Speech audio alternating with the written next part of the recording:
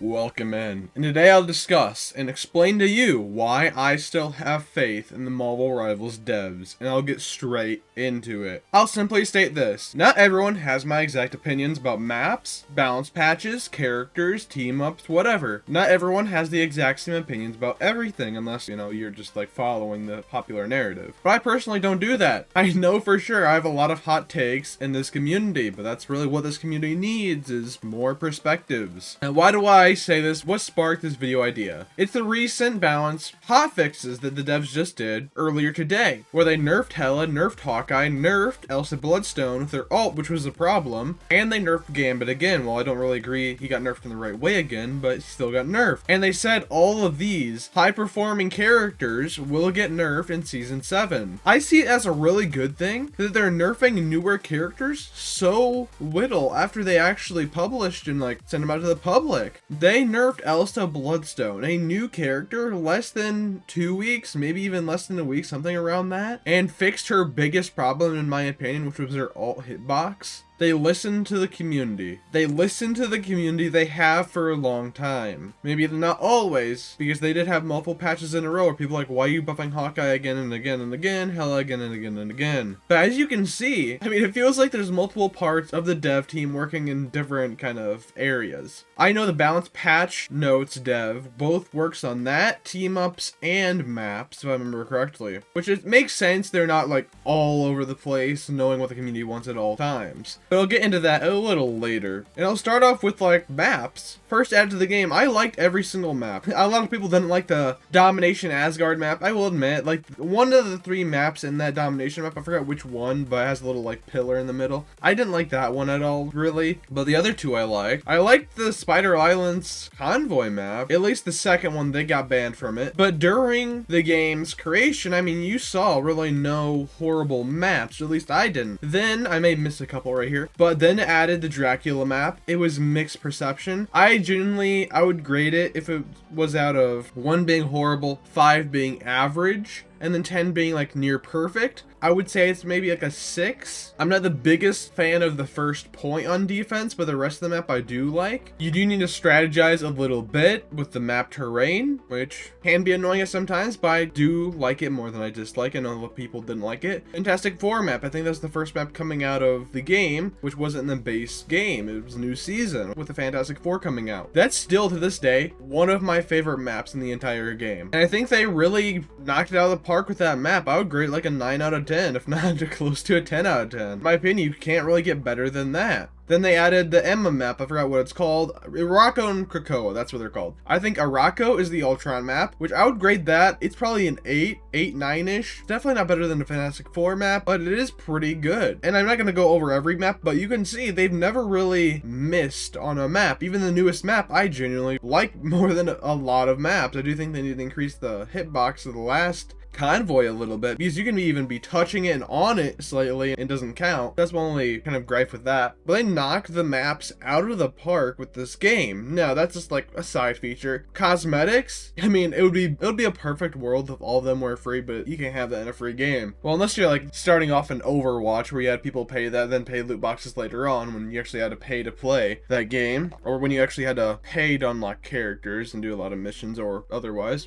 But with Rivals, those skins, those costumes, those emotes, the stickers, you have vast viability with what you can do in the game. Whenever I'm Jeff, or if I have a Jeff on my team, there is an emote where I forget who it is, but someone's lifting up and down a Jeff, and if a Jeff is kind of being cute on my team, I do that, or the Jeff Hard Eyes, and it's just fun. You can do the Jeff with the little board saying run, you can holler. The other day, I had a lemonade stand Jeff. I set it up right in front of the enemy spawn and all the enemies stopped attacking. That's the piece this game creates from how the devs are shaping it. I'm not saying the devs are perfect in any way, but they have gotten a lot better, and it makes me really hopeful for the future of Rivals, especially since they're competing with their biggest rival in Overwatch and beating them in player base. I made a couple of videos occasionally checking the player base and who's playing the game, who's watching on Twitch. Even though esports is going on right now, there were more players on Steam, on Rivals, than in Overwatch. And you might say, oh, Battle.net. Well, there's no specific numbers for that. People say, oh, Overwatch was on Battle.net before Steam, so there's gonna be more players on Battle.net. Well, I wouldn't agree with that because a lot of Overwatch people now are coming to the game. There's arguably more people coming to Overwatch from Rivals now than Overwatch to Rivals then. And even then, I mean, you can't really see the specific numbers for Epic Games or any other players or player count for Marvel Rivals because I don't play Marvel Rivals on Steam. I mean, maybe an outlier there. My point is, your rival just posted 5 characters, new UI, esports,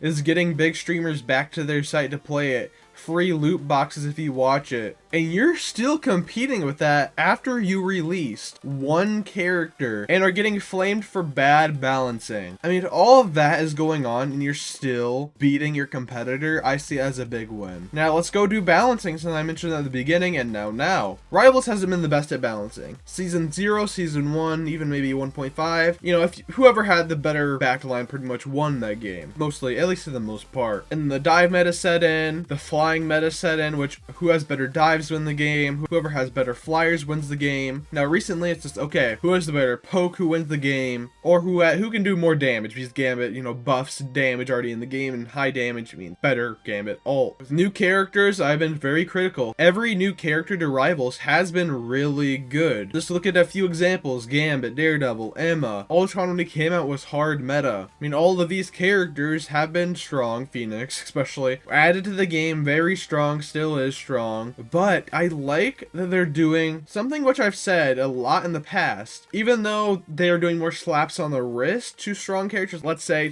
Phoenix minus 25 HP, my philosophy with balancing is nerf strong characters by a little, buff weaker characters by a little. That way you don't risk being an overcorrection. Like, let's say look at Loki. He was meta for a very long time. Pretty much any season you can point out, Loki was probably meta. Until 2 or 3 half seasons where they nerfed his healing and damage by 20% on his illusions and became one of the worst supports in the entire game, one of the worst characters in the entire game, because of his counters got buffed by a lot. And they end up putting him in a good spot now. I feel like they shouldn't touch him at all. He's only as good as Gambit is, in my opinion, because he can steal Gambit's ult. And unless they do like a global ult reduction, meaning more time to build up ults, I feel like Loki's ult should stay the same. He has one of the highest ult costs in the entire game, except for Luna, who's at 5,000, which is the highest in the entire game. Which I do like supports having higher ult charges than anyone else. I feel like that should be it. But I also think DPS ults are a bit still overtuned. Now, I'm not saying all balance patches are a hit, because there's definitely a lot of misses, like last main balance patches where Star-Lord, Punisher got minus 300 ult charge, Wolverine minus 600. Like, that's not really very healthy for the game, I would say. But doing this, getting these kind of emergency hot fixed nerfs in this kind of half season battle balance patch, I feel like that's really a good sign to come. You're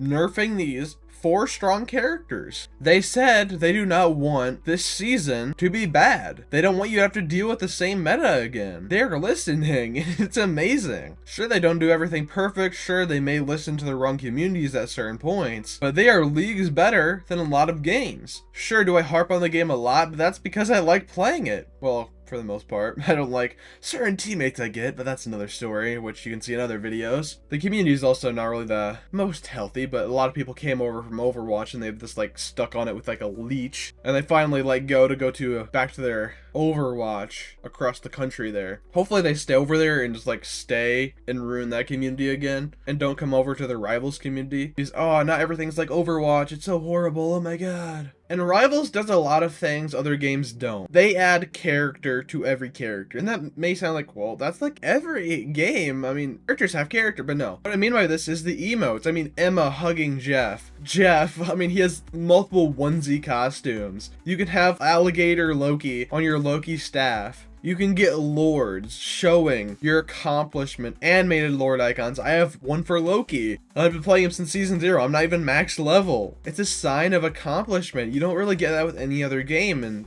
I mean, some people copy it, but that's for another story. And I like that they added animated lord icons because you could play, like, let's say me for Loki. I've had in the past people switch to Loki, mostly DPS players. They're on DPS, I choose Loki, they switch to Loki, switch back last second. And then recently, I would say maybe 2-3 weeks ago-ish, I chose Loki. There was another DPS who chose, well, I think Namor, and they switched to Lord Loki off Lord Loki, but it doesn't really bother him anymore. It's like, I have animated Lord, you just have Lord. And you don't really get that sense of accomplishment. The way this game is designed, you have that sense of accomplishment no matter pretty much what you do. A lot of alts in this game have high potential for a snowball effect. I'm kind of like that dopamine effect, where a lot of games, sure they have it, but Marvel Rivals excels in it. Well, in the video on this, I am genuinely excited for the future of Marvel Rivals. And I think people need to learn this one thing, which I'm about to say. No matter who you are, small streamer, big content creator, small content creator, not a content creator at all, new to this game, pretty much a pro, a veteran to this game, maybe you're in the middle, whatever, everybody needs to hear this. Your bad experiences on the game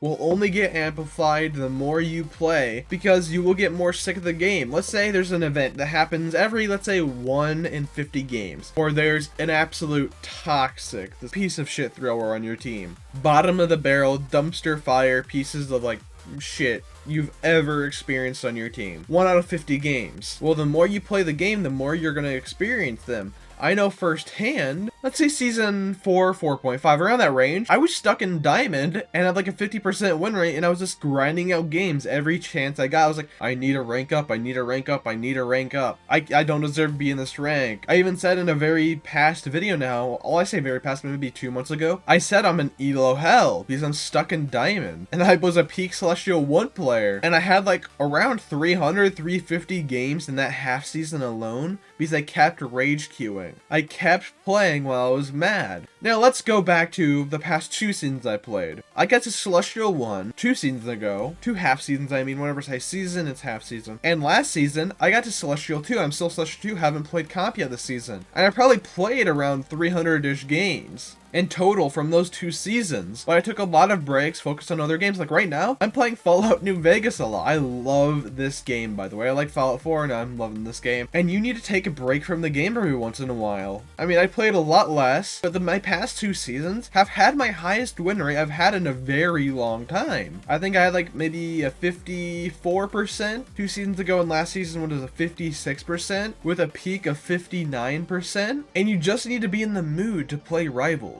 You can't be like, oh, I'm bored, let me just hop straight into comp. You have to be mentally there to play comp. I know some days I'm like, I want to play Marvel Rivals, but I'm not really into it right now. I'm not that mentally there. So I play quick play. And if I get angry, if I got mad, I hop off. That's what I did today. I played 4 games. Well, I played 6 games, won the first, lost the second, won 3 straight, lost another, got very angry. Well, not very, but kind of upset, and then I hopped off. And this isn't the dev's fault for, oh, look at this matchmaking all the time, it's horrible. Maybe it's just your mental. Have you thought of that? Now, let me know what you guys think in the comments down below. Like, subscribe, and I'll see you guys in the next video.